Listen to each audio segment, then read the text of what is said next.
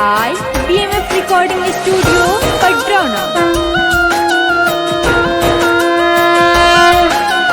आई भैया, हम पंकज बेदर्दी पंडाल में आई सबे श्रोता बंधु के चरण छूके प्रणाम करतनी। हम चाहतनी कि माई के भजन से पहले जोरदार जयकारा लगाई। बोली बोली शेरा वाली मैया की। मई हो सेवका तुहरा के बोलावेला। मई हो सेवका तुहरा के बोलावेला। तुहर मंदिरिया अपना हाथे से सजावेला। तुहर मंदिरिया अपना हाथे से सजावेला। मई हो सेवका तुहरा के बोलावेला। मई हो सेवका तुहरा के बोलावेला।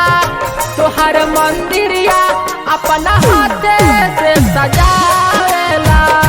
तुहर मंदिरिया अपना हाथे से सजावेला।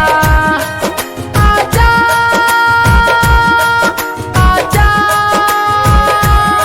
माई हो आजा।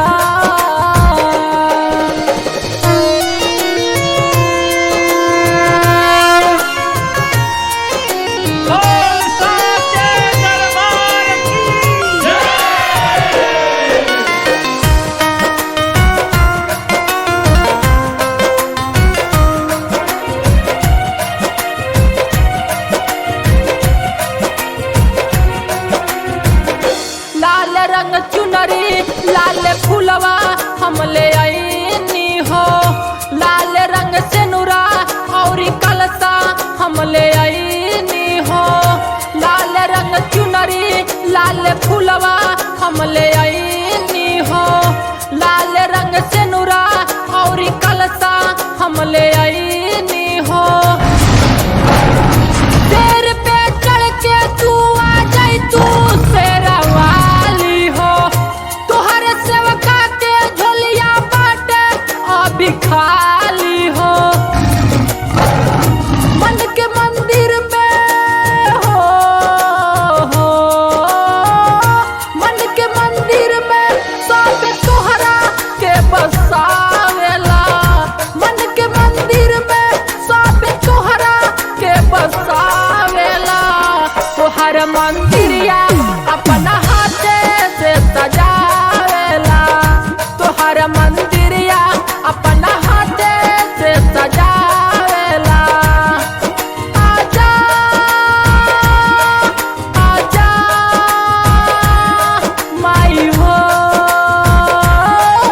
आजा।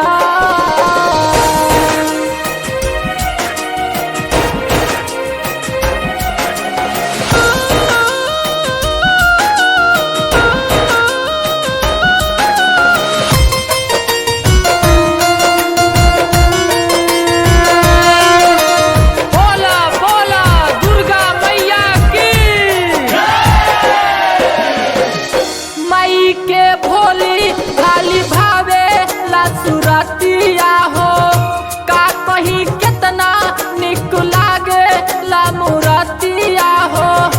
मई के भोली भाली भावे ला सुरतिया हो। का कहीं कितना निक लागे ला मुरतिया हो। लाल लाल माई के चुनरिया निक लागेला। माई के भजन पंकज बेदर्दी सुन गावेला। गुड्डू देहाती हो गुड्डू देहाती संग सबका के